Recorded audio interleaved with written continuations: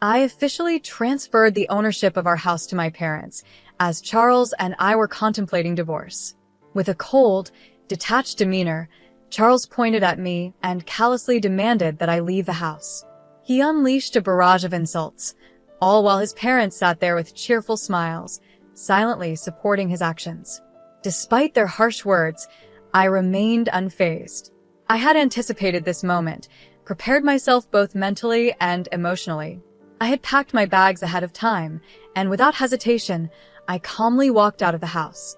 They had no idea of the storm that was about to hit them, completely unaware of the gravity of the situation they had created. My name is Mary, and I recently turned 55. Many years have passed since Charles and I first got married, and our children are now grown and living independent lives far from us. I used to live the life of an ordinary salaried worker, but now, thanks to a friend's introduction, I spend my days teaching others how to make handmade accessories a hobby that has turned into a fulfilling profession. This new chapter in my life has brought me immense joy and satisfaction.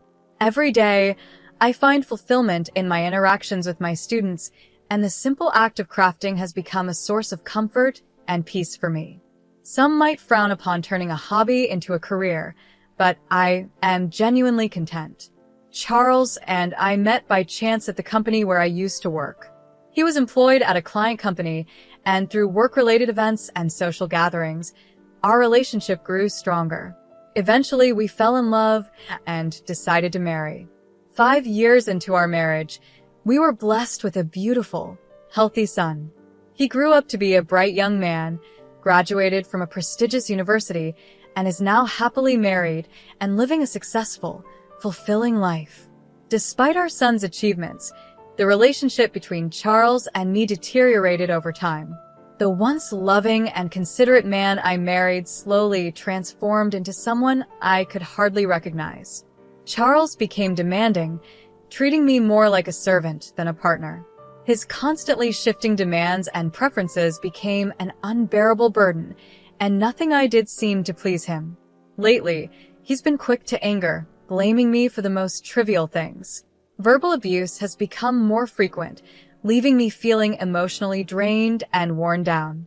As much as I tried to maintain peace and keep our family together, it became clear that the person Charles had become was not someone I could continue to live with. The love and respect that once defined our marriage had eroded, replaced by anger and resentment. Walking away from the house, I knew this was the right decision, not just for me, but for my future. It was time to reclaim my peace, my happiness, and my sense of self. Though our marriage spanned many years and was once filled with love and promise, I could no longer ignore the reality of our situation. I had given Charles countless chances to change, to recognize how much he was hurting me, but those chances went unacknowledged. Now, as I step into this new phase of my life, I'm filled with a sense of relief, knowing that I've made the right choice for myself. It's not easy to walk away from a life you've built with someone, but sometimes it's necessary to let go in order to find your own happiness. I've been longing to escape this life and start fresh, but I'm tied down by an unpaid mortgage. To make matters worse, Charles quit his job out of nowhere, giving no clear reason, and now spends his days lounging around the house. He hardly lifts a finger to help with anything, leaving me to manage all the chores and responsibilities on my own. The house we live in was recently rebuilt, and I was the one who made it happen. I saved money little by little, carefully managing the finances to fund its reconstruction. This house represents so much more than just a place to live. It embodies my dreams, my hard work, and everything I've wished for. It's a home I poured my heart into, and I can't stand the thought of it falling into Charles's hands if I leave. Beyond the mortgage issue, this house is a symbol of my aspirations. I was meticulous in its design, making sure to include features like a spacious kitchen, something I've always wanted. While Charles had some input at the beginning, I was the one who covered all the costs, and I hoped my wishes would be respected. Despite the difficulties we faced along the way, the house finally became a reality, complete with all the features I had dreamed of. I felt an overwhelming sense of joy when we moved in. Seeing my hard work turn into something tangible was incredibly fulfilling. However, the cost of construction ended up being far higher than we initially estimated. We had no choice but to take on a much larger loan than anticipated. Taking on such a significant financial burden in our 55s was a tough decision, but I believed the happiness our new home promised would make it worth the effort. For me, the house was a dream realized. But Charles? He wasn't as thrilled. He sulked, his complaints lingering because his opinions weren't as reflected in the final design as he'd hoped. He even went so far as to say the house was a waste of money, comparing it to throwing cash down the drain. Ignoring his grumbling, I pressed forward, knowing the house was everything I had hoped for. But his attitude worsened.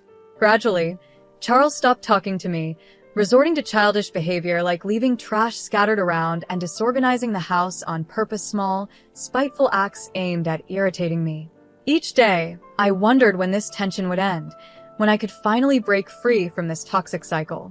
These thoughts weighed on my mind constantly as I tried to navigate the delicate balance between my love for the home I built and the strained marriage that now threatened to suffocate me.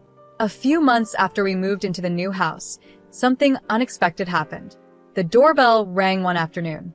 We weren't expecting any visitors, so I was curious about who it could be. As I prepared to head to the door, Charles, surprisingly, got up before I could. It struck me as odd since he rarely made any effort to be involved in anything these days. It seemed like he knew who the visitor was. After a short while, cheerful voices and laughter came from the entrance, a stark contrast to the usual tension in our home. When the door to the living room slowly opened, it revealed the visitors. When I opened the door, I was greeted by the faces of my unexpected in-laws, Kevin and Carolyn. Seeing them was always a source of tension for me. From the moment Charles and I announced our marriage, they treated me coldly, criticizing me for my lower social status and showing an awkward attitude, even on our wedding day. Their interference didn't stop after the wedding either, and each encounter with them left me feeling uneasy, always wondering how to handle the situation. Over time, as our contact with them decreased, I thought things might have settled down. That's why their sudden visit caught me off guard. I greeted them politely, trying to mask the slight tension I felt, but they walked right past me without so much as a word, one of them even bumping into my shoulder as if I weren't there. They immediately began marveling at the house, particularly the spacious, user-friendly kitchen that I had designed with so much care. Charles, now eager and proud, gave them a full tour of the house, showing off all the details. When they returned to the living room, their expressions seemed satisfied, as though they were impressed. But then, Charles's face hardened, and suddenly, he raised his voice at me, demanding that I hurry and prepare tea and snacks for his parents. His tone caught me off guard, and I rushed to get everything ready as quickly as I could. Despite my best efforts, Kevin and Carolyn seemed dissatisfied, making subtle remarks about the hospitality. Kevin, in particular, barely finished his tea before expressing his dissatisfaction, though he did take a moment to compliment the interior of the house. Then, with a broad smile on his face, Charles invited his parents to live with us in the house. He spoke as if I wasn't even there, as if my thoughts and feelings didn't matter. His parents seemed to take his words seriously and left soon after, satisfied with the idea. As I watched them leave, I couldn't help but feel the enormous gap between Charles and me widening further. He was laughing and chatting with his parents, something I hadn't seen him do in a long time, and it reminded me of how distant he had become from me. After that day, Charles's parents began visiting more frequently. At first, it was just a few times a month, but soon their visits increased to several times a week. Before I knew it, they were coming over nearly every day. And with each visit, their criticisms of me intensified. No matter what I did, it was never good enough for them, and Charles never stood up for me. In fact, he started blaming me more, too. He constantly complained that I didn't listen, and he even accused me of causing stress for our son, which felt like a baseless attack. Despite how frustrated and hurt I was, I couldn't seem to find the courage to speak up. Every time I wanted to defend myself, the words got stuck in my throat, and all I could do was offer apologies. The in-laws' visits didn't just increase, they started coming over even when I wasn't home, often arriving with Charles. I would return to find empty beer cans and bottles scattered around the house, and spilled alcohol soaking into the new rug I had bought with such care. The house, which I had worked so hard to make perfect, began to smell of alcohol and feel dirty. I protested, of course. I asked Charles to intervene, but he ignored me, brushing off my concerns. It was as if my feelings didn't matter anymore. The house I had dreamed of, the house that was supposed to be our sanctuary, was slowly becoming a place where I felt trapped and powerless. The more his parents came, the more I felt like a stranger in my own home, and the more distant Charles became from me. I couldn't understand why Charles, who contributed nothing to the household, was always the first to complain. His growing involvement in gambling added another layer of stress to my life. Almost daily, I would find discarded betting slips, constant reminders of his risky habit. No matter how many times I tried to explain the dangers of gambling and the impact it was having on our finances, my words fell on deaf ears. The losses were devastating, especially since the money he was gambling away was the result of my hard work and long hours. Nearly a month into the in-laws' frequent visits, they had become bolder, often coming over when I wasn't home. One day, I returned earlier than expected and found them lounging in my house as if it were their own. I confronted them, but their snarky remarks and dismissive attitude made it clear they considered my presence an inconvenience. Frustrated and stressed by the sheer audacity of Charles and his parents, I realized I had reached my breaking point. Instead of letting my emotions take over, I knew I had to come up with a plan to address the situation. During this chaotic time, something strange happened.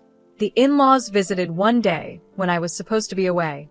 Their odd timing caught me off guard, and I sarcastically commented on how they always seemed to avoid me.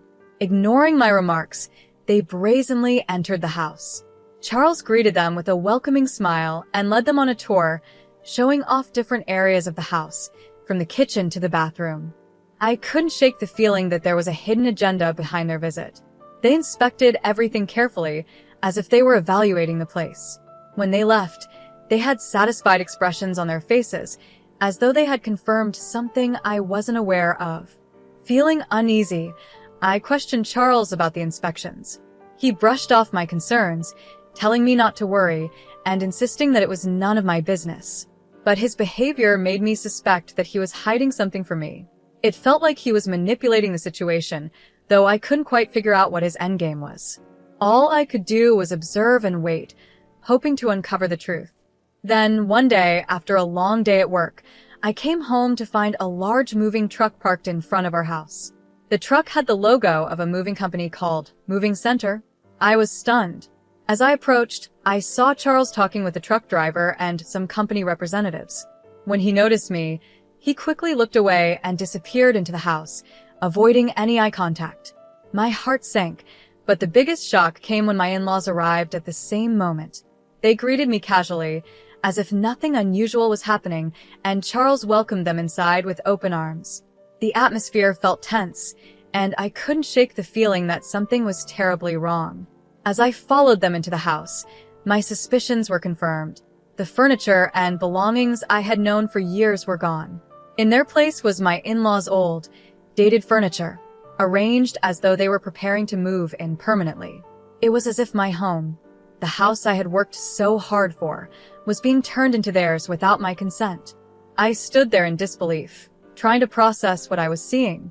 My world felt like it was spinning out of control, and it became clear that Charles had been planning this behind my back for some time. His parents seemed smug, as if they had finally taken over, while I was left standing in the middle of what used to be my home, feeling like an outsider. I sat down on the sofa, surrounded by Charles and his parents, all wearing smug smiles that made it clear they had something planned. Their behavior radiated confidence, as if they had been waiting for this moment. Despite feeling anxious, I decided to remain quiet and see how things would unfold. My in-laws exchanged hurried glances, and finally, they declared that they had something important to tell me, hinting at an ulterior motive. Bracing myself, I tried to stay calm. Charles let out a deep sigh before revealing what I had already suspected: he had sold the house to his parents. He then bluntly proposed a divorce, and his parents, nodding in agreement, looked pleased with themselves, their smirking faces showing that they had been plotting this all along. Despite the shocking revelation, I stayed composed. I had seen this coming and prepared myself for this moment.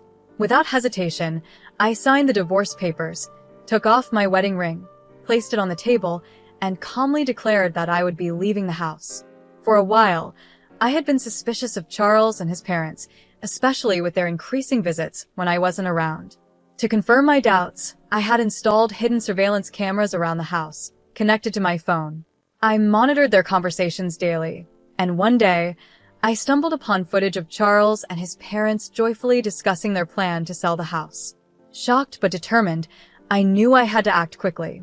In the days that followed, I quietly made plans for my next move. Using the information I gathered from the surveillance footage, I decided to transfer the home loan, which was still under my name, to Charles. If they wanted to kick me out of the house I worked so hard for, they could take on the mortgage as well. After all, the $5,500 monthly payments had always come from my hard-earned salary.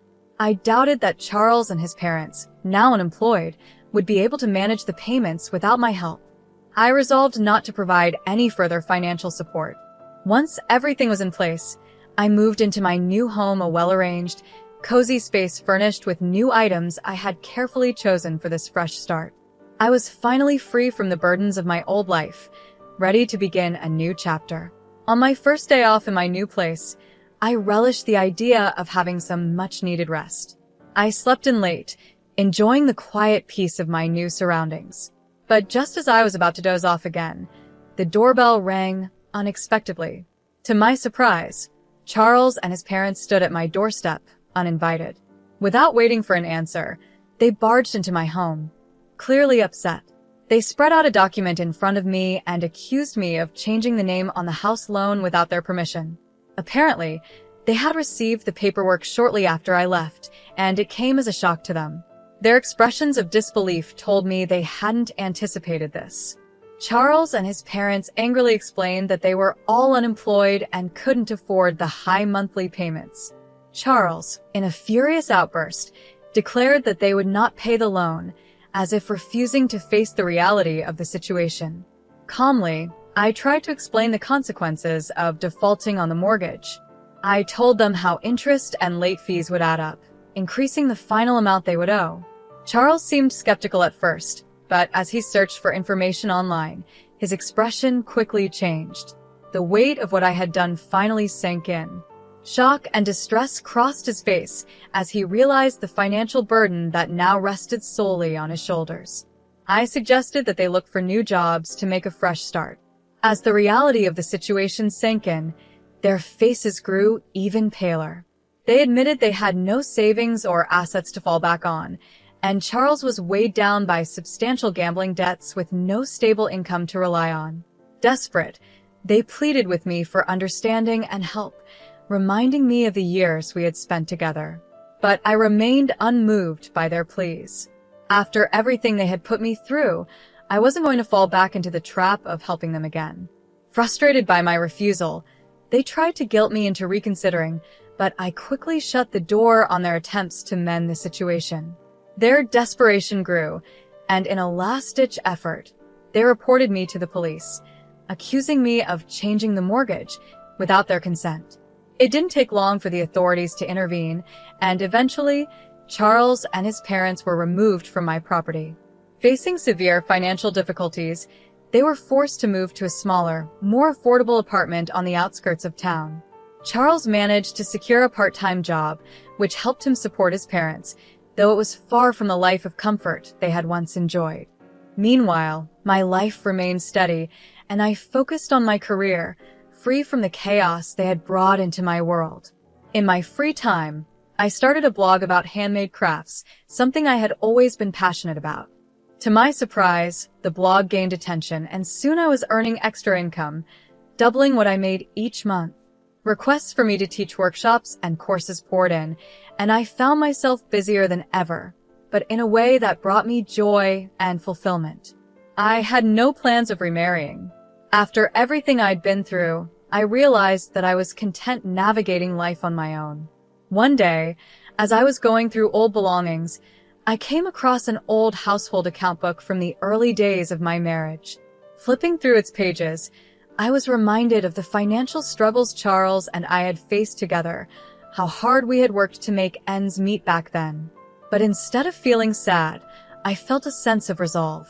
I had come a long way since those early days, and now I was building a new happiness for myself on my own terms. I placed the account book back on the shelf, knowing that I closed that chapter of my life for good, ready to embrace the future with confidence.